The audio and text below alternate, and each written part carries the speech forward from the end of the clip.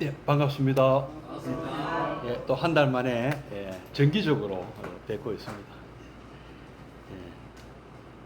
예, 부처님께서 인멸하시고 그 이후에 우리나라 지금 우리 불자님들 여기 앉아 계신 불자님들이 어떻게 우리 불교가 이 땅에 전해져 왔는가 그 과정을 지금 역추적하고 있습니다. 좀 이제 부처님 열반에 되신 이후로 어떻게 이렇게 불교가 전파가 되고 또 참 거기 나오죠. 역대전 등 제대 조사 나오지 않습니까? 뭐 이런 분들 서건 동진 거바해동에 이르기까지 인도와 중국 그리고 우리나라까지 이렇게 어떤 식으로 우리에게 이 참 정말 이 부처님 가르치심이 없다면은 어떻게 할 뻔했나 하는 생각이 저는 요즘 많이 드는데요. 옛날에는 이까지 생각 안 했는데요. 가면 갈수록 이 세상이 어지러울수록 정말 부처님 가르침이 없으면 어떻게 할 뻔했나 하는 생각이 많이 듭니다. 지금 물론 이제 이 요즘 종교 인구가 굉장히 많이 줄어들고 있다고 합니다. 우리 불교뿐이 아니고 불교는 줄어든 지 오래됐고요. 지금은 다른 종교까지 특히 우리나라 아니 이게 우리나라뿐이 아니고 전 세계적인 현상으로 저는 알고 있습니다. 일부 이슬람교나 힌두교 이런 말고는 다 지금 줄고 특히 서구는 더 급하게 줄고 있다고 합니다. 우리나라도 팬데믹 이후에 절에 오신 분들이 많이 줄었습니다. 우리 거제불교 거사님 법회는 괜찮죠? 괜찮습니까? 많이 줄었습니까? 그래 지금 특히 어떤 계층에서 이 불교에 대한 불교뿐이 아닙니다. 종교 전반에 대한 어떤 뭐랄까 무슨 소용 있노 하는 이런 그런 젊은 분들 특히 젊은이들 사이에는 종교 무용론까지 나오고 있는 것 같아요.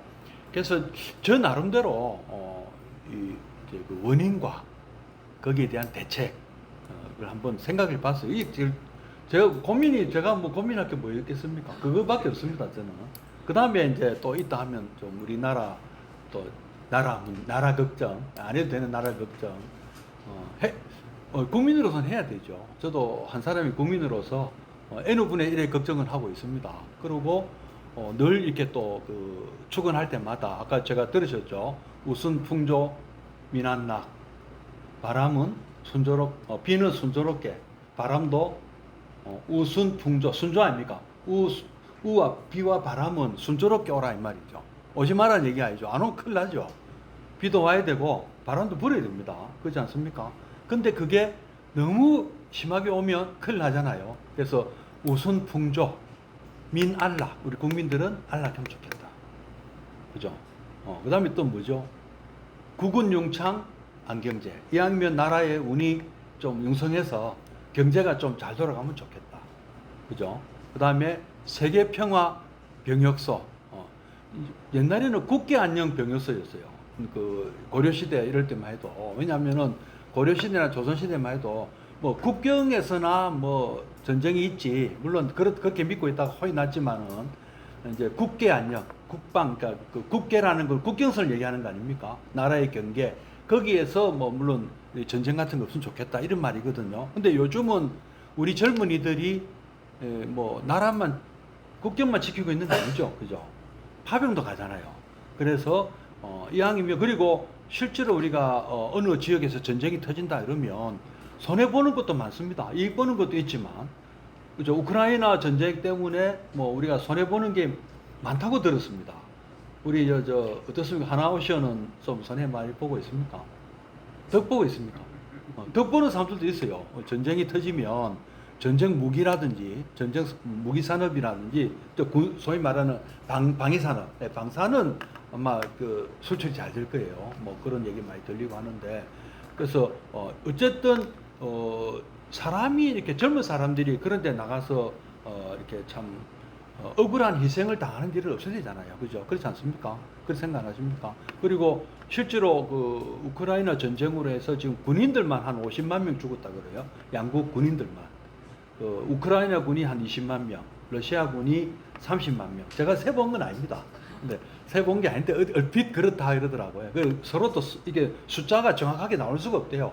서로 피해를 안 밝히기 때문에 추산입니다. 추산인데 군인이 그 정도면 민간인은 말할 것도 없습니다. 엄청 그 민간인들이 피해를 많이 보고 있다고 봐야 됩니다. 그래서 어쨌든 전쟁이 안 나고 우리가 그런 삼재라 작은 삼재자 말씀드렸죠. 우리가 어쩔 수 없는 삼재는 물바람이다. 큰 물이 나거나 홍수, 그다음에 큰 불이 나거나 큰 나라 한번 불 났다가 무섭지 않습니까? 하와이나 캐나다나 지금 호주나 이런 데 보면 캘리포니아 산불 이런 거 보면 엄청 무섭거든요. 그러니까 우리도 강릉에 엄청나게 산불 많이 나지 않습니까? 그러니까 불, 그다음에 홍수, 물난리, 그다음에 이제 세 번째가 뭐죠? 바람, 태풍, 뭐 이런 거는 자연재해, 이게 삼재라 그러거든요. 그리고 또 작은 삼재가 있어요. 그거는 전쟁과 기아와 팬데믹. 그러니까 우리는 이런 것도 우리가 참 피해야 될 것이죠. 근데 전쟁, 기아, 팬데믹은 결국 누구 책임이겠습니까? 아까 물, 바람은 사람 책임이 아니라 하더라도 전쟁, 기아, 팬데믹은 결국 인류가 저지른 어떤 자연의 어떤 피해를 줬기 때문에 받는 업보거든요. 우리의 공업입니다. 그거는 우리가 같이 받아야 되는 거예요. 그래서 이런 것들은 얼마든지 부처님 말씀만 우리가 지키면 피할 수 있는 것들이라는 거죠. 부처님이 싸우라고는 안 하셨잖아요. 웬만하면 참으라 그러셨죠. 그죠? 그리고 어떻게 전쟁을 피하는가 하는 방법도 여러 말씀 많이 해주셨거든요. 정말 이 지도자들이 불교를 배우고 금강경을 배우면 이런 일이 없을 것 같아요. 금강경은 제가 누차 말씀드립니다. 금강경이라는 경전은 보통 사람들이 배우는 경전이 아닌 것 같아요. 그런 어떤 지도자들이 배우는 경전 같아요. 최고 지도자 양성 과정, 거기 교재 같아요. 우리하고는 별 상관없는 것 같아요. 우리도 갑질할 때 있습니까? 갑질하지 말라는 내용 같아요. 제가 볼 때는. 제발 좀 갑질하지 말라는 것 같아요. 금강경을 제가 받아들인 금강경의 대의는 제발 갑질 좀 하지 마라. 잘난 사람들아. 그래서 최고 지도자 들이 공부하셔야 된다. 개벌들 또 뭐 정치인들 아니면 하여튼 내 좀 잘났다는 분들 사자 붙은 분들 기술사까지 포함해서 기사는 아니고 네, 이런 분들이 배워야 되는 거 아니겠나 생각합니다. 자, 그리고 이제 왜 또 다음에 종교 문제가 또 뭐가 있느냐 하면은 또 뭐 때문에 종교가 인정을 못 받고 있습니까? 과학이 발달했습니다. 과학이 발달하니까요. 옛날에 종교에서 가르치던 어떤 세뇌시켰던 그런 것들이 다 엉터리라는 것이 자꾸 증명되고 있잖아요. 그죠? 특히 기독교가 혼이 많이 났죠. 과학자들을 구박하고 탄압하다가, 그죠? 천동설 주장하다가, 지동설 때문에 혼이 났지 않습니까? 그것 때문에 지금 두고두고 욕먹고 있잖아요. 지금도. 그렇지 않습니까? 천주교로서는 그거는 굉장히, 그때 이렇게 답을 했어야 돼요. 가이사의 것은 가이사에게, 하느님의 것은 하느님에게라는 예수님 말씀이 있어요. 그 말이 뭐냐면은, 가이사라는 거는 카이사르, 황제를 얘기합니다. 그러니까, 하느님의 문제는 하느님에게 물어보고, 그러니까 세속적인 문제는 황제가 결정할 것이다. 이 말입니다. 그 말씀. 그 말은 뭐냐면은, 과학자들이 지동설 주장하면, 우리는 과학하고 사실 상관없다. 신학은 이거는 별개의 분야다. 너가 세속적인 마인드로 함부로 종교를 판단하지 마라. 이러면 됐어요. 근데 그거를 막 잡아다가 죽이고 막 탄압을 했기 때문에 지금 업보를 받는 거예요. 거기에. 그리고 이게 2600년 전에 그때 당시도 그랬거든요. 그때 당시 인도에도 브라만교라고 신을 믿는 종교가 있었단 말입니다. 창조신이 있다고 믿었거든요. 근데 소위 유물론자들, 로카야타라고 불렀는데요. 지금은 과학자죠. 과학자와 비슷합니다. 유물론자들이 그런 게 어디 있어? 그럼 창조를 했다는데, 뭘로 창조했냐? 창조하면 뭐 물건을 만들려면 뭐 재료가 있을 거 아니냐 이거죠. 이거 만드는데 뭐가 필요하냐? 이거 뭐 필요합니까? 나무 필요하잖아요. 이거 필요하면 거기 필요하잖아요. 뭔가 재료가 있어야 된다. 그러면 창조를 했다는데 그럼 재료는 어디서 갖고 왔는? 재료는 누가 창조했냐고. 그럼 창조주는 뭘로 창조했? 누가 창조했나? 이렇게 물어보는 거예요. 그리고 그러니까 요즘 이제 교회에서는 그런답니다. 무에서 유를 창조했다고 이렇게 얘기를 한대요. 근데 인도 사람들이 어떤 사람들입니까? 제로와 1을 발명한 사람들이잖아요. 제로가 어떻게 1이 되냐? 제로가 1이 될 수가 있냐? 무에서 유를 창조했다는 것은 제로가 1이 된다는 얘기나 똑같은 얘기다. 그 인도 사람들의 어떤 논리나 그 사람들의 어떤 굉장히 그 사람들은 그런 머리가 비상한 사람들 같아요. 지금 세계적인 IT 기업의 CEO들이 인도 사람들이 많다 그러잖아요. 알고 계시죠? 그리고 인도는 우리나라는 의과대학 공부 잘해도 자꾸 의과대학 가지만 인도는 공과대학 갑니다. 그래 공대를 나와야 이 세계적인 기업에 취직이 되기 때문에 출세의 그게 최고 지름길이 돼요. 제일 공부 잘하는 애들은 공대가. 인도의 장래가 굉장히 밝습니다. 2600년 전에 인도는 세계 최선진국이었어요. 오늘 거기까지 하려 했는데 거기까지 갈지는 모르겠네요. 일단 얘기가 지금 좀 이렇게 전개되는 과정에 말씀을 드릴 건데요. 그래서 지금 과학이 발달할수록 종교의 입지는 좁아져요. 우리도 마찬가지예요. 윤회를 입증할 수 있습니까? 과학적으로. 옛날에는 불교가 가장 뜬구름 잡는 얘기인 줄 알았어요. 우리 과학적인 사고를 하는 사람들한테는요. 그런 느낌 안 받으셨어요? 그러나 재밌는 게 이 물리학이 양자 물리학까지 나오니까 이제는 반대로 불교가 이거 좀 재밌는 종교는 이런 과학자들 사이에 그렇게 되는 거예요. 색즉시공 공주시색 이런 얘기들이 그 말되네 하는 얘기가 나오는 거예요. 제법 공상 이게 이해가 되는 거예요. 이 과학이 발달할수록 불교는 사실은 과학에 관심 없습니다. 옛날부터 과학하고 이렇게 과학하고 우리는 별개야 이렇게 생각했습니다. 그거는 그거고 우리는 우리고 이렇게 생각했는데 과학이 발달할수록 오히려 불교가 유리한 입장에 놓여 있어요 지금. 하여튼 그거는 제가 과학을 잘 모르니까 그렇다고 하는 얘기를 제가 전해드리는 거고요. 실제로 불교는 과학을 우리 영어로 사이언스라 하지 않습니까? 사이언스가 아니에요. 불교는 영어로 하자면 뭐겠습니까? 공학이에요. 엔지니어링이에요. 과학 자체가 중요한 것이 아니고 이것을 어떻게 하면은 사람들에게 도움이 되는 걸로 만드냐 이겁니다. 그래서 부처님은 진리를 발견하셨어요. 연기법이 진리라는 걸 알아내셨어요. 깨달으셨어요. 그래서 그걸 가지고 그 엔지니어링이라든지 테크놀로지를 바꾼 거예요. 그게 뭐냐면은 사성제입니다. 기술. 어떤 스님이 기술이라고 표현했다고 욕 많이 먹었다 하더라고. 저는 나도 기술로 봤는데 격려드렸습니다. 그 스님한테. 기술이에요. 불교는 과학이 아니고 기술이에요. 어떤 기술? 우리가 행복하게 사는 기술. 이거 이해가 되세요? 근데 기술이 과학적 진리에 부합 안 되면 그 기술은 언젠가는 뽀록 나죠. 문제가 생기죠. 그렇지 않습니까? 그리고 이치에 안 맞는 그걸 원리를 가지고 물건을 만들어 놓으면 분명히 문제 생기잖아요. 원리가 안 맞으니까. 물건은 철저하게 배도 안 그렇습니까? 부력이나 여러 가지 과학적 원리가 적용돼서 배가 덩어리가 물에 뜨는 거 아닙니까? 비행기도 덩어리가 하늘을 나는 것도 물리적인 과학이 부합되기 때문에 뜨는 거 아닙니까?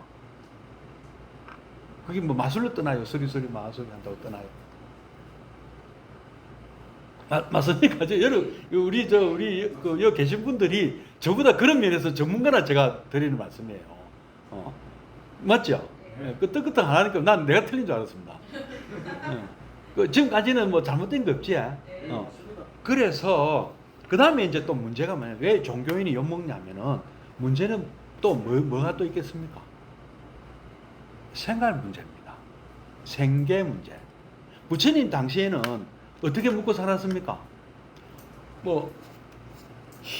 그러니까 인도에서 불교가 발생한 것도 그 인도 문화 덕분이라고 한번 제가 말씀드렸어요. 그 나라는 토론 문화가 있었고 토론에서 이기는 사람이 형님이야.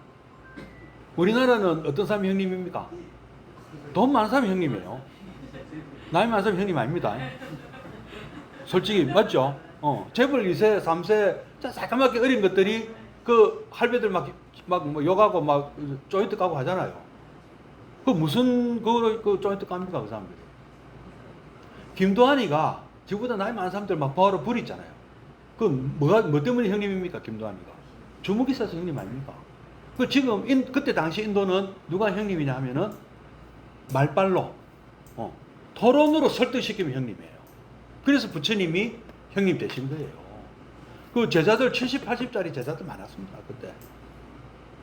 그러니까 브라హ్మణ교는 신을 믿는 종교를 로카야타 유물론자를 깨버렸어요. 신 없다 해버리니까. 나중에는 재료가 필요하다 하니까 궁에서 나온 얘기가 뭐냐면은 여자들이 애 놓는 것이 재료 없이 놓은 것처럼 보였거든. 고대인들은. 그걸 갖다 댔어요. 밖에서 안으로 나왔다. 더 궁색해지는 그런 식으로 가면. 그렇지 않습니까? 애가 그냥 아무 재료 없이 나온 거 맞아요. 엄마 먹는 게 그 몸이 되는 거 아닙니까? 그죠? 하여튼 별의별 얘기들이 다 있더라고요. 참 재밌게 저는 그때 읽었습니다. 그 얘기들을. 그 로카야타는 또 누가 깼냐면은 물질만 있느냐, 이 세상에는. 물질 현상만 있느냐, 이거죠. 어떤 이 정신 현상도 있고, 분명히 어떤 물질로 설명 안 되는 부분들이 있잖아요. 그럼 정신의 중요성을 강조하는 그런 가르침도 나오는 거죠. 그래서 나온 것이, 아지위카라는 게 나왔어요. 정신 또는 영혼을 강조하는 종교가. 근데 이 아지위카도 좀 문제가 많아요. 아지위카도 약간 운명론자처럼 갔거든요. 정해져 있다, 업이 정해져 이런 식으로. 그래서 또 그거를 두 가지가 또 나왔어요. 그 대안으로. 하나는 뭐냐면은 그 브라హ్మణ교, 그다음 로카야타, 아지위카, 각종 이 종교들의 장점만 모은 종교가 나왔어요. 프랑켄슈타인들, 그죠? 장점만 모은다고 그게 잘 됩니까? 우리 보살님들, 눈은 눈썹은 누구 눈썹, 코는 누구 코, 제일 이쁜 거 모으면 어찌 되겠어요? 남자들도 마찬가지고, 정우석이 뭐에, 코에, 누구, 정혜인이 눈에, 이러면 그게 옳은 그게 되겠습니까? 그죠? 그 짝으로, 그런 종교가, 자이나교가 좀 그런 성격이 있었대요. 각종 좋은 것만 모아서 이제 하나 만들어. 그 다음에 이 모든 것을 또 부정하는 것도 나왔어요. 너 임마, 창조하는 거 봤나? 창조주가 창조했다고 하는데, 니 창조주 봤냐고? 그 다음에 영혼이 있다는데 네 영혼 본 적 있나? 내세가 있다고 하니까 네 내세가 그럼 극락 봤냐? 지옥 봤나? 하고 물어보는 사람도 나타났어요. 그건 이제 회의론자라 그래요. 회의론자. 이런 이걸 육사회도라거든요. 이 모든 것을 침묵시킨 것이 누구냐? 부처님이야. 그리고 그 문화하고 그 다음에 탁발 문화. 부처님이 처음부터 불자라서 부처님한테 뭘 줬습니까? 글씨가 하는데. 불교 이제 부처님이 이제 막 깨달은 지 얼마 되지도 않는데 수자타가 부처님이라서 그걸 줬냐고. 불자라서 부처님한테 우유죽을 줬냐고. 드렸냐고. 수자타는 불자가 아니었습니다. 목신인 줄 알고 드렸다. 이런 얘기도 나오잖아요. 그죠? 인도 문화가 그래. 그때 당시 인도 문화가 뭐냐면은 냉장고가 없잖아요. 생각해 보십시오. 여러분 직접 혹시 채소 기른 분이 있습니까? 상치나 고추나 이런 거. 그러면 다 드십니까? 팔 수도 없고 물 수도 없고 그럼 어떡합니까? 이웃에 나눠주잖아요. 그 옛날 냉장고 없는 시절에는요, 요리를 해두면 이게 남는 수가 많아요. 버릴 수도 없고. 그러면은 타발 오는 사람들한테 주는 거예요. 그게 이 글씨기예요. 그렇게 주는 게. 이거 거기는 그 제가 아까 처음 말씀드린 최고 당대 최고 선진국이었어요. 제일 잘 사는 곳이었어요. 날씨는 추운 나라처럼 밖에 앉아도 되고, 그다음에 열매 이런 거 나무 열매 뭐 과일 같은 거 엄청 많고, 야채는 또 기른 사람들이 또 주고 조리해서 주고, 그러니까 물산이 풍부했다는 거죠. 그 당시 인도가. 그러니까 베푸면 또 그 브라만교 교리가요, 보시를 많이 하면 천당 간다 이런 얘기를 또 가르쳤다. 그러니까 그런 사람들이요, 인도 사람들 그 윤회를 믿었잖아요. 당시 사람들은 살아있을 때 보시 많이 하면 죽으면 좋은데 간다, 이렇게 생각한 거예요. 그래서 열심히 뭐 누가 오든, 아까 뭐 로카야타가 오든 아지위카가 오든 자이나 교도가 오든 불교 스님이 오든 공양을 베풀어 준 거예요. 문화란 말이에요. 문화. 근데 동아시아 문화는 어떻습니까? 이 추운 지방 문화는 뭘 줘야 뭐가 와요. 철저하게 반대급부, 기도비를 내야, 기도비 원래 전에는 아무 그거 없이 기부를 하는 거 아닙니까? 기독교는 11조 받잖아요. 근데 우리 불교 그런 게 있습니까? 기도해달라고 기도비 주시잖아요. 근데 기도 안 하면 계약 위반이에요. 계약 이거는 거래지, 이 엄밀히 그게 거래 아닙니까? 그리고 무슨 백중기도 한다, 동지기도 한다 해야 뭐 기도비라도 나오잖아요. 그거 안 하면 뭐 알아서 스님 뭐 이제 돈 떨어져 된다 했는데 내가 100만 원 기부해야 돼, 이런 분이 있습니까? 없지는 않습니다. 저에게도 뭐 아직 12척의 배가 남아있듯이, 신에게도 아직 12척의 배가 남아있듯이, 막 그런 분들이 몇 분 있어서 꾸려나간다 이겁니다. 근데 이것이 또 주객이, 연불에는 뜻이 없고 제밥에만 뜻이 있는 스님들이 간혹 있죠. 없다고는 할 수 없습니다. 그러니까 처음에는 출발은 그게 아니었을 거예요. 왜냐하면 큰 절에 한번 생각해 보십시오. 그 큰 절에 보면 식솔들이 많습니다. 선방에 앉아 있는 스님들이 뭐 하는 게 있습니까? 생산 하는 게 전혀 없는가요? 운영도 하고 농사도 짓고 합니다만은, 실제로 이 절을 꾸려가는 주지나 원주들은 굉장히 이 전기세 걱정하고요. 정무소 직원 이 월급 주는 걱정하고 있지 않겠습니까? 그리고 선방에 있는 스님들도 해제비 또 준비해야죠. 그 스님들은 어떻게 해야 됩니까? 하고 돈이 떨어지게 기다리고 있으면 해결됩니까? 뭐 전화 돌리고 유지들한테 돈 내면 아까 12척에 배 동원해야 될 거 아닙니까? 예? 그러면 이제 이게, 그리고 그 스님이 또 임기가 있어요. 예? 그럼 임기 끝나면 또 어디 될지 몰라. 자기 또 다음 자리 만든다고 또 로비도 해야 돼.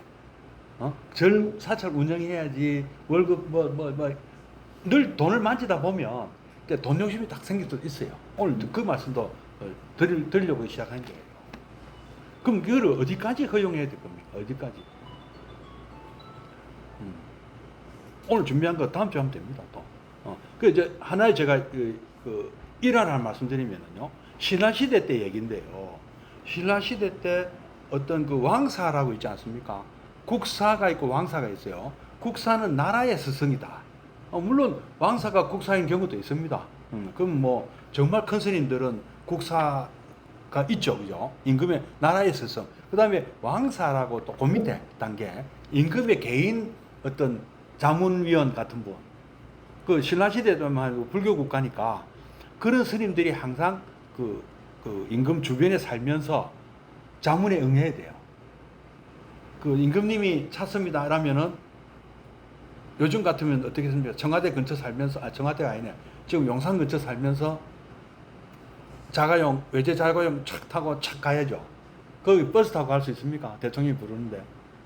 지하철 타고 버스 타고 택시 타고 가오가 안 쓰잖아요. 예? 야, 대통령 제가 왕사다, 대통령 제가 자문위원인데 대통령이 부르는데 거기 지하철 환승해 가면서 말버스 타고 갈 수 있습니까? 예를 들면은. 그래서 이때 당시 어떤 왕사가 말을 타고 가신 거예요.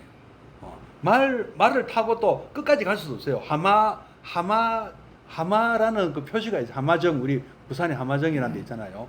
어느 절이나 궁궐이나 말을 여기 더 이상 말 못하고 갑니다 하는 그게 있어요. 표시가.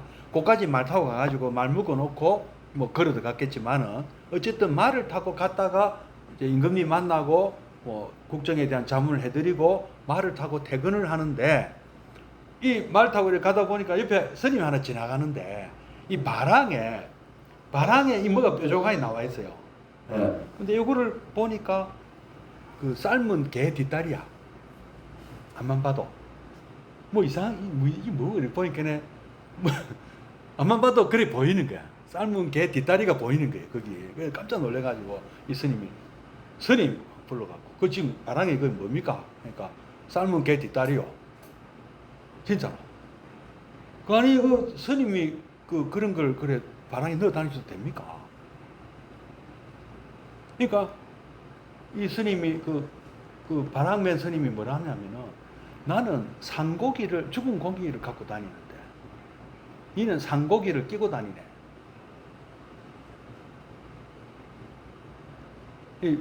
그래서 이 스님이 깜짝 놀래가지고요. 말 타고 있는 게 산고기를 끼고 있는 거 아닙니까? 예? 얼른 아차 싶어갖고 얼른 내려가지고 스님한테 스님 제가 실수했습니다. 제가 잘못했습니다. 걸어 다니겠습니다. 부를 때는 급하니까 말 타고 가더라도 나올 때는 말 타면 안 되지. 뭐 그리 급해 가는데 가르침을 받은 거예요. 저는 이 얘기를 듣고 그 두 분 스님이 다 훌륭하다고 생각이 들더라고요. 계다리 스님은요 사실은 꼬아갖고 안 입고 와서 한 소리일 수도 있어요. 정말로 그 땡중인데 지가 뭐 왕사면 왕사지 뭐 내 잔소리냐 니는 뭐 돈 밝힌 놈 아니냐 하고 안 입고 와서 한 소리일 수도 있는데 그 스님마저 큰 스님을 만들어주신 거예요. 왕사 스님. 어떻습니까? 그렇게 또 생각할 수가 있죠. 우리가 이해를 하려고 하면은요 이해 못할 게 없습니다. 오해를 하려고 그러면 오해 못할 것도 없어요. 얼마든지 오해할 수 있어요. 저는 외제차 타고 다니는 스님들을 그 왕사 스님처럼 저는 보려고 그럽니다. 훌륭한 스님, 중요한 스님, 훌륭한 스님은 그 재벌들이나 뭐 아주 그 높은 자리에 있는 분들 자문해야 되기 때문에 외제차 타고 다녀야 된다. 저는 그렇게 생각하고 싶어요. 이해를 하고 싶어요. 그 부자들 상대하시려면 큰 좋은 절에서 멋지게 차려놓고 촥 해놓고 차나 한잔 하시 촥 폼 잡고 촥 이렇게 그래 해야죠. 그래 폼이 나잖아요. 재벌들 상대하는데. 우리는 버스 타고 다닐 때 우리는 막 일선포교 담당이니까 뭐 돈도 없어서 안 하지만은 또 이런 사람도 있어야 돼. 계단에는 안 넣고 다닙니다. 부채 넣고 다니지. 오해하시면 안 됩니다. 그러니까 서로가 이 오해한 소질이 많다는 거죠. 왜냐 돈을 안 만질 수가 있습니까? 솔직히 지금 저기 올 때 그 2000번 타고 오는데 기사님이 스님이라고 뭐 스님 그냥 타세요 이래 하십니까? 지하철은 공짜 타고 가세요. 제가 국가 자격증이 하나 있거든요. 나라에서 자격증 하나 주더라고요. 그래서 지하철은 공짜로 타고 왔는데 2000번은 공짜가 안 돼요. 그렇지 않습니까? 저도 돈 필요합니다. 전기세 내야 되고요. 수도세 내야 되고요. 통신비 내야 되고, 시계, 배터리 넣어야 되고, 뭐, 돈등한 데가 많습니다. 책도 사봐야 되고. 그 하늘에서 떨어지진 않아요. 물론 이제 연금 조금 나오는 게 있어요. 직장 생활도 좀 하고, 또 가진 게 없다 보니까, 뭐, 또 조금 나오더라고요. 그것도 보태갖고, 겨우 이제 꾸려나가요. 한 번씩 오면 제가 30만원 참 안 받고 싶어도 받아가야 돼요. 좀 보탬이 되거든. 예? 그렇습니다. 이걸 안 받을 수가 있습니다. 근데 부처님이 처음에는 돈을 받으라고 하지 마라 하셨거든요. 교회에 그런 계율이 없습니다. 돈 받는 계율이 없어요. 처음에 시작할 때는. 왜냐, 그 문화가 그랬다는 거죠. 그때 당시에 문화가 돈도 없었고 돈이라는 그런 개념도 없었고. 근데 부처님께서 인멸하시고 한 100년쯤 뒤에 바이살리라는 도시가 있었어요. 바이살리. 참 또 가야 됩니다.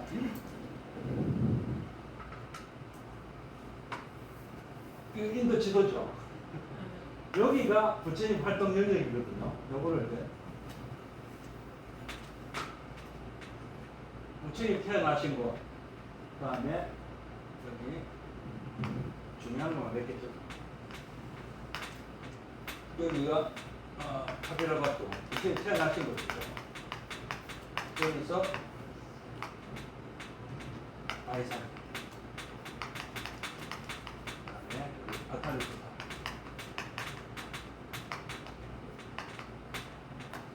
그 다음에 라자가, 그 다음에 부다라야, 그 다음에 뭐죠? 베나레스, 바이산, 바라나시. 여기서 나오셔가지고 쭉 이 길로 내려오셔서 여기서 출발지마다 여기 왔어요. 여기 와서 아까 육사에도 다 만나고 배울 만한 사람이 있는 거 다 찾아보고 또 배우기도 하고 그러고 안 되겠다 해서 혼자 독립해가지고 부다가에서 성불 하셨잖아요. 성도하셨잖아요. 그래서 여기서 5비구에게 처음으로 초전 법문하시고 그 다음에 역으로 또 다시 라자가 가서 여기서 부다가야 여기서 우르벨라 숲에서 우르벨라 가사파를 비롯한 1000명의 제자를 얻고 여기 가서 사리푸타, 아까 베이론자 사리푸타예요. 니 봤나 하는 사람들, 니 뭐 본나 그러면 그 사람들한테 진리는 우리 인간의 능력으로는 진리를 구할 수가 없다 이거예요. 주장이 베이론자, 산자야라는 사람이 주장했는데 그 밑에 제자노로 한 사리푸타가 부처님한테 감동받아서 부처님 제자가 되고 250명의 제자가 더 늘었어요. 그래서 합쳐서 1250명. 1250 제자를 확보하고 여기 있는 스라바스티의 사와티라고 스라바스티 여기에 사는 아나타 핀디카 존자. 네. 앞에 가는 거 네.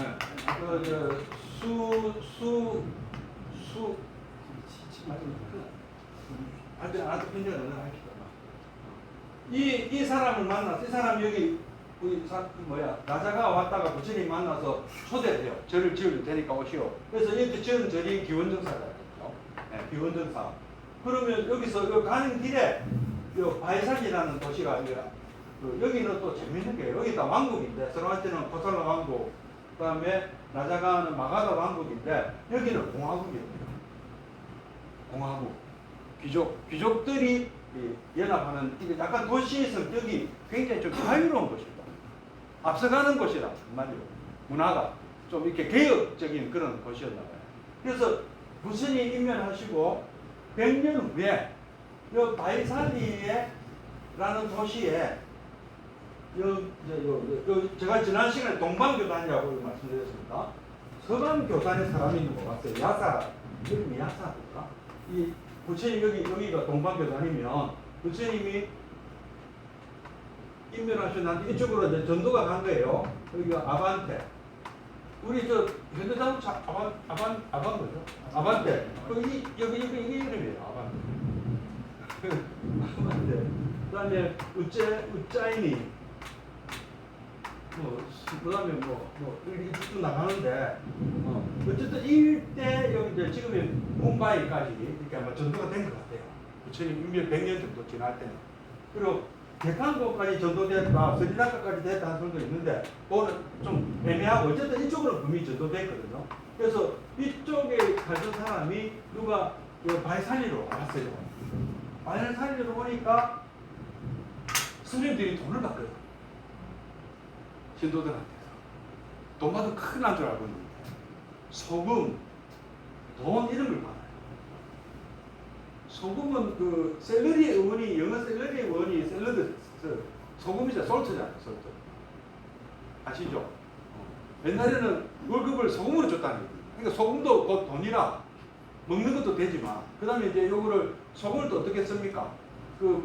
누가 탑반에 온 음식이 싱거워. 그럼 소금 좀 치면 맛있죠. 우리 그 군대에 있을 때 마늘을 주더라고 따로. 그럼 다져가지고 그 국에 그 묽은 국에 담으면 좀 맛이 좀 나잖아요. 국은 진짜 맛없거든요. 그 군대에서 주는 국은. 근데 마늘을 다져가 넣으면 맛있어요. 그러니까 그런 식으로 스님들도 탁발인 음식이 맛이 없어서 얻은 음식을 보관해 놨다가 뿌려서 먹기도 하고, 또 양이 많은 이것이 여행 다닐 때 땀 많이 흘릴 때 좀 먹기도 하고, 돈의 역할도 했다. 제법 양이 많이 모이면. 그리고 실제로 은 화폐가 있었대요. 여기에. 놀라운 일이지만 굉장히 그때 2600년 전에 인도는 굉장히 앞서갔던 나라였어요. 왜 그런가 하면 여기 이 바닷가 여기가 여기 이쪽 가면은 아라비아와 로마까지 있거든요. 동로마들. 동로마 그 이전에는 그리스, 이집트 이런 문명이 연결되고, 그 뒤에는 로마 제국하고 저 동쪽에 있는 중국, 일본, 우리나라에 이렇게 무역에 맞으면은 여기하고 여기 일대 뭐 이런 데는 굉장히 무역이 많아요. 해안간 중개 무역이 돈이 많이 돼요. 그 공장이하고는 공장도 돈이 많이 되지 않아요. 너무 안 짓는 거 아니까. 근데 이 무역이 돈이 되는 거는 뭐 때문입니까? 돈 잘 버시는 분들은 원리를 아세요. 싸게 사서 비싸게 파는 거잖아요. 자, 중국에서 비단이 쌉니까? 비쌉니까? 로마에 비해서. 여기 가면 어떻게 비싸? 뭐 100배 이상 받는 거예요. 그럼 로마에는 유리 공예품을 다시 중국에서 팔면 또 100배 이상 받아요. 그러면 여기 내가 자본이, 내가 1억 갖고 비단 1억을 사서 로마까지 가서 100억을 벌었어. 그럼 99억 남았죠. 그죠? 요거 가지고 유리그릇을 사가지고 요 돌아오면 뭐가 됩니까? 얼마 됩니까? 1조가 돼요. 살아, 돌아오면. 사람 몇 년 걸려서 살아도, 그러니까 사실은 이걸 한 사람이 하는 게 아니고 중간중간에 끊어서 수많은 여기서 여기만 왔다 갔다 하고 여기서 여기 왔다 갔다 이런 상태가 많은 거예요. 그 인문이 그래 떨어지니까 자기가 목숨 걸만한 정도만 해야지. 너무 욕심내면 안 되죠. 그 다음에 또 뭐가 있습니까? 겨울에 쌀 때 사서 여름에 파는 거. 그죠? 그러니까 계절 장사. 그 다음에 거리. 그러니까 시간과 공간을 활용하면 돈이 돼요. 그게 무역이잖아. 창고가 공간이고 시간이 무역이에요. 창고부터 그래 돈이 돼. 그것도 저는 2000원 할 때 대량으로 사놨다가 올라가고 3천, 4천원대 팔면 세급 장사 아닙니까? 그게 창고 장사잖아요. 물론 망할 수도 있어요. 타이밍이 안 맞추고. 이것도 마찬가지죠. 다니다가 죽을 수도 있어요. 그 산적들 만나. 바다도 마찬가지죠. 해적들이잖아요. 해적들. 어쨌든 이런 장사치들이 굉장히 불교를 좋아하는 거예요. 장사꾼들이. 왜 장사꾼들이 불교를 좋아했겠어요? 장사꾼들의 신분은 되게 좀 낮은 사람이에요. 돈은 있어. 양반이 되고 싶잖아요. 근데 불교에서는 계급을 안 따졌단 말입니다. 다른 그 힌두교 이런 데 따지는데 그것도 있고, 신을 믿기보다는 굉장히 장사꾼들은 합리적이기 때문에 합리적인 생각을 하는 사람들이 불교를 좋아했다. 그래서 굉장히 그 인도가 잘 살고 상업적으로 활성화됐을 때 불교도 활성화됐습니다. 역사적으로 보면. 불교를 버리고 힌두교를 받아들임으로 해가지고 좀 경제적으로 좀 후진국이 돼버려요. 굉장히 후진국 된 것도 얼마 안 돼요. 인도가요. 무굴 제국 전성기 때문에 해도 굉장히 인도는 잘 살았습니다. 영국의 침략으로 영국 식민지 되면서 못 살게 된 거죠. 왜? 뭐 때문에? 무기가 약하니까. 영국은 왜 인도는 점령했는데 중국이나 우리나라는 왜 안 쳐들어왔을까요? 먹을 게 없어서. 인도만 먹어도 뭐 배부른데 뭐 중국은. 그리고 또 좀 멀기도 하고, 그건 또 다른 나라 러시아도 있고 그 때문에 좀 신경 쓴 거지. 러시아만 막으면 된다 생각인 거예요. 그래서 일본한테 그 역할을 맡겼고, 영국이. 그거는 좀 그런 얘기는 이제 그만하고요. 지금 왜 제 얘기? 그래서 서방 교단에서 어느 스님이 바이살리를 왔습니다. 100년쯤 지나서. 그리고 안한존자도 이제 돌아가셨어요. 안한존자가 주로 저 서방교단의 그 포교를 열심히 많이 하셨다고 그럽니다. 근데 안한존자도 안 계시고 안한존자 제자쯤 되는 분이 여기 오니까 아까 돈 받고 뭐 소금 받고 뭐 그 외에도 뭐 한 이걸 10가지가 있어요. 모두 10가지. 요거 뭐 나머지는 그리 중요 안 합니다.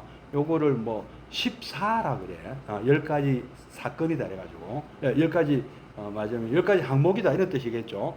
그래서 700명의 상자들이 모여요. 상자라는 사람 큰 스님들이 모였다 입니다. 데라와다들이 큰 스님들이 700명이 테라 그러죠. 큰 스님들이 모였는데 이분들이 그 결집을 했어요. 이거 이래도 되나 안 되나 이제 말하자면은 그 윤리위원회 같은 거라고 말씀드릴 수가 있겠네요. 안 된다고 판명이 났어요.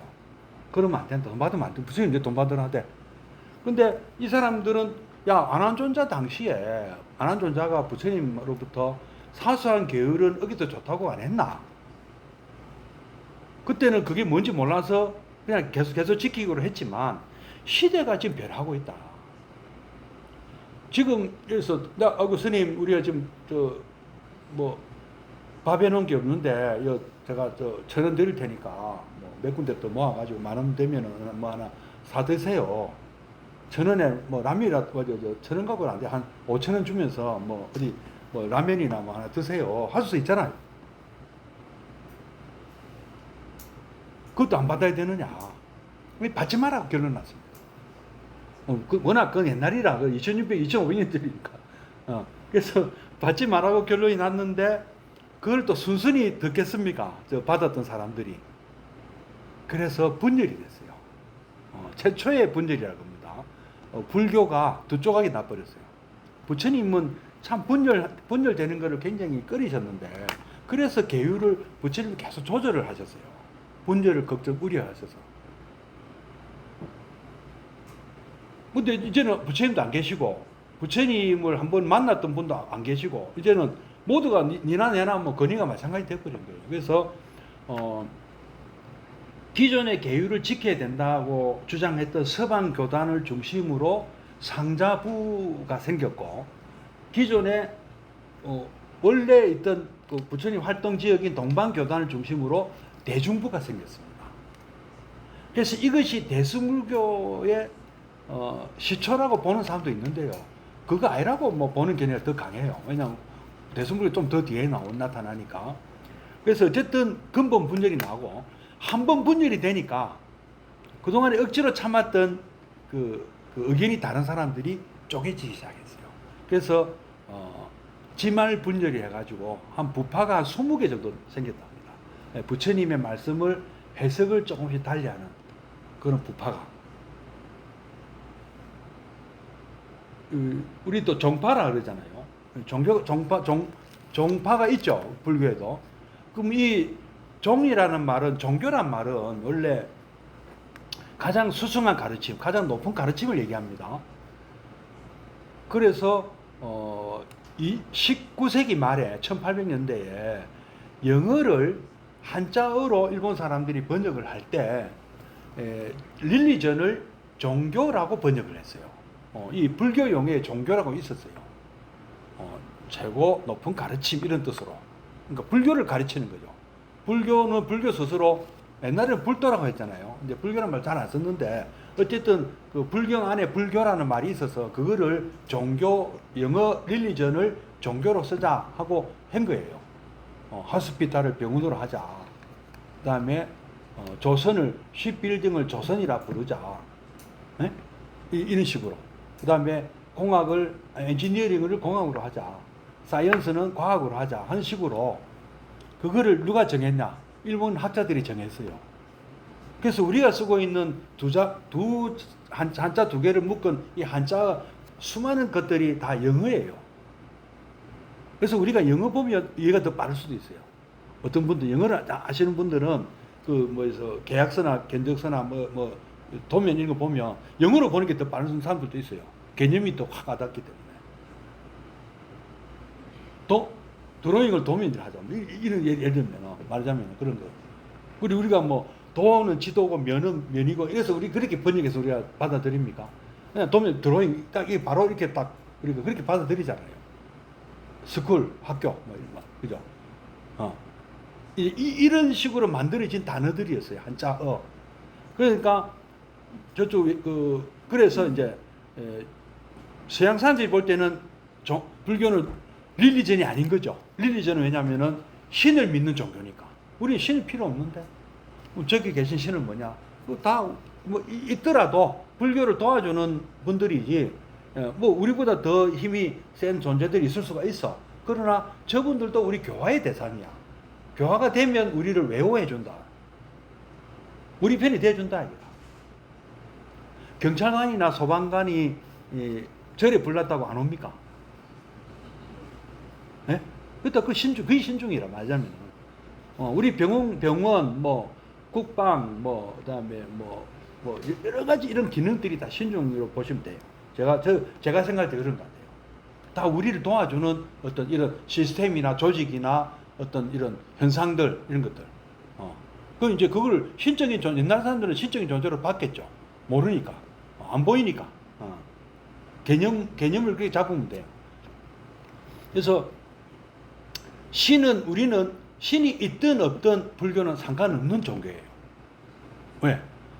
우리만 바라보면 돼. 나만 바라보면 돼. 내부터 잘하면 돼. 하늘엔 영광, 땅에는 평화. 하늘의 영광 우리는 상관없어, 우리하고. 우선순위가 아니라 우리는 우리 땅에 있는 우리가 우선순위라. 인간학이라, 인간학. 불교야말로 인간학이고 인문학이야. 그럼 기독교는 신학이죠. 맞습니까? 그 신학이면 우리는 인간학이야. 우리는 인간을 연구하는데 우리는. 그리고 이제 저쪽에 동방교단이 좀 보수죠, 그죠? 그죠? 개혁이죠, 개혁. 서방교단이 보수고 의외로 뒤에 생긴 교단이 보수적입니다. 그렇게 저수바당 그대로 많은 거예요. 바꿀 생각을 못 해요. 우리 말을 가장 확 바꾸는 데가 어딥니까? 우리잖아요. LA에서 뭐 바꿉니까? 러시아에서 바꿉니까? 우리가 조선족이 바꿉니다. 오히려 우리 말의 원형은 동남아시아에 가까운 몽족 이런 사람들이 갖고 있어요. 고구려 갈레 그 사람들이 더 우리 말의 월 뿌리를 갖고 있을 수 있다고. 못 바꾸니까 안 바꾸니 대대로 내려온 대로 만다기라. 근데 우리는 우리 마음대로 막 바꿔 하여튼 요새 희한한 것들이 많더라고요. 젊은 사람들이 그게 바꿔도 되냐고. 우리 거니까 바꿀 수 있는 거예요. 너무 못 바꾸죠.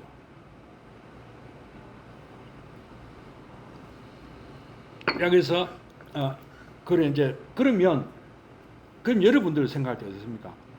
보수가 맞습니까? 개혁이 맞습니까? 다 맞죠. 보수도 맞고 개혁도 맞아요. 때로는 보수, 때로는 개혁해야 돼요. 그죠? 지킬 건 지키고 고칠 건 고쳐야 되잖아. PM이 뭐죠? 피할 건 피하고 막을 건 막는 거잖아. 우리가 옛날 부장 개그인데 이거. 제가 젊을 때 이거 쓰던 개그입니다. 피할 건 피하고 막을 건 막는 거. 이거 PM이라 그랬어요. 그럼 이래서 돈 문제도 그렇습니다. 정말 우리가 엄격하게 우리가 돈을 탁 따지면 돈 안 받는 스님들도 있잖아요. 정말 그런데 나는 안 받아요. 그 남방 스님들 보면 돈 안 받습니다. 집적으로 손으로 안 받아요. 근데 뭘로 받아요? 부채로 받아요. 그거 안 받는 거예요, 그게. 네? 부채 깨야죠. 봉투를 부채를 깨야죠. 부채에다 봉투 만들어가지고 돈 끼우는 걸 만들어서 그리고 저도 안 받을 수 있어요. 여기다 담으면 되잖아. 네? 네. 그걸 안 받는 거냐고. 꼭 직접금, 입금시키면 되잖아. 온라인으로. 내가 이거 손 안 대잖아. 그죠? 그래서 또 재밌는 거는, 그럼 절이나 교회에 현금 없이 갔는데, 아이고, 스님, 제가 모르고, 현금을 제가 요새 안 갖고 다니니까 준비를 안 했습니다. 그러면, 카드 됩니까? 제 카드를 해야 되나, 어째야 돼요? 예? 해놔야 돼? 요새는 또 송금 하시더라고. 그 자리에서 막, 하고, 송금해서 딱. 그 카드 안 해도 되더라고, 이제. 계좌로 바로 쏴도 돼요. 그저 앉은 자리에서 따다다닥 해야 딱. 아, 이 세상이 참 편리해졌구나. ATM기에 갖다 놓는 절도 있고요. 그죠?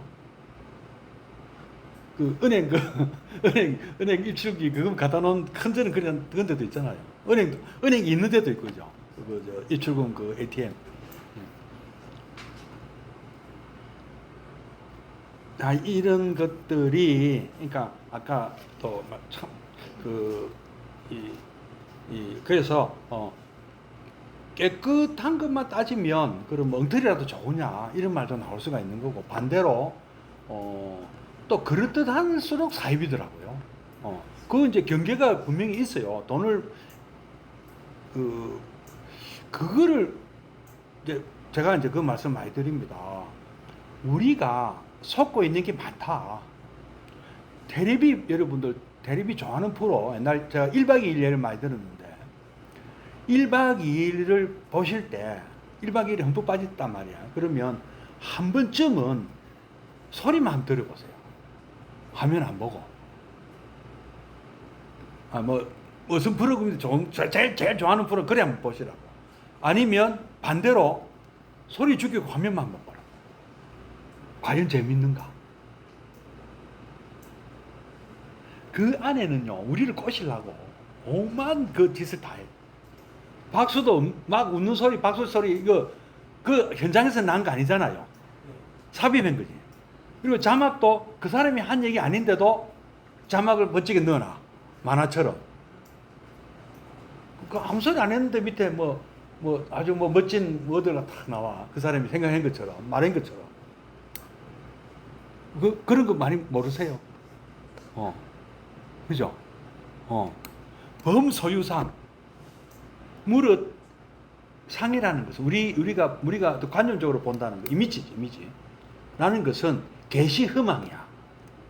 우리에게 보여진 그 어떤 상이라는 것은 전부 허망한 거야. 가짜야. 판타지야. 여몽한 포영이요. 여로 영여전이야. 일체유의법은. 그죠? 얼마나 가짜가 많이 모르는. 그래서 소리만 듣고 넘어갈 수도 있잖아요. 그게 뭐죠? 보이스피싱 아닙니까? 놀래가고. 엄마, 살려줘. 아들 멀쩡히 직장에 있는데. 아빠, 난데, 지금 폰이 액정이 깨지 해갖고, 이 다른 번호로 지금 임시 번호로 보낸다. 사가지고 보내. 무슨 내가 보낼 테니까 그거 인증해줘. 이번에는 또 소리가 아닌 게 또 문자로 오네. 영판 평소에 딸내미가 아빠한테 하듯이 엄마일 수도 있는데 그래도 많이 진짜 본인이 아빠고 딸한테 오듯이 딱 왔다. 순간적으로 놀래갖고 막 눌러주고 인정해주고. 그거 어찌 됩니까? 그것도 보이스피싱 아닙니까? 그거는 보이스는 없었으니까 무슨 문자 피싱이가? 이런데 여러분들이 24시간 중에 얼마나 걸리겠어요? 텔레비도 그렇고 광고도 그렇고 다 걸리는 거예요, 그게. 약견 재상 비상이면 적견열애다. 그것이 내가 내 눈에 보인 그 쌍전야, 그 상이라는 것들이 엉터리라는 것을 거기서 내가 엉터리와 진짜와 엉터리를 판별할 수 있어야 돼요. 무슨 힘으로? 우리 불도 닦은 힘으로 지혜가 생깁니다. 그 지혜가 생겨야 돼요. 지혜가 있어야 옳은 자비도 실천할 수가 있어요. 지혜가 없는 사람에게 자비란 뭐냐? 그거는 바보짓이에요. 아까 그 보이스피싱은 그 자비입니까? 정말 딸을 위한 거, 아들을 위한 걸까요? 돈 확 보내주는 게. 그 자비심 아니죠. 어리석은 것이고, 반대로 자비가 전혀 없는 지혜라는 것도 있을 수 없죠. 그거는 뭐죠? 사이코패스죠. 그렇지 않습니까? 그래서 자비심이 지혜를 부르고 지혜가 자비를 부르고 제가 볼 때 지혜인데요. 여러분이 볼 때는 자비예요. 저는 지혜롭게 산 거예요. 근데 상대방은 저 스님은 자비로운 스님이네. 이렇게 돼야 되는 거예요. 내가 자비를 베푼다 이게 그런 게 아니에요. 나는 내가 그냥 평소 페이스대로 하는 거예요. 그렇게 되는 거예요. 이게 지혜와 자비가 분리가 안 되는 겁니다. 자, 오늘 그것도 뭐 후다닥 했습니다. 이거 14 일일이 하나하나 다 설명할 필요 없는, 이건 없는 것 같아요. 사소한 거니까 설명 안 했습니다. 자, 오늘 그 서방교단과 동방교단의 첫 대결, 제2차 결집에 대해서 오늘 말씀드렸습니다. 예, 성불하십시오.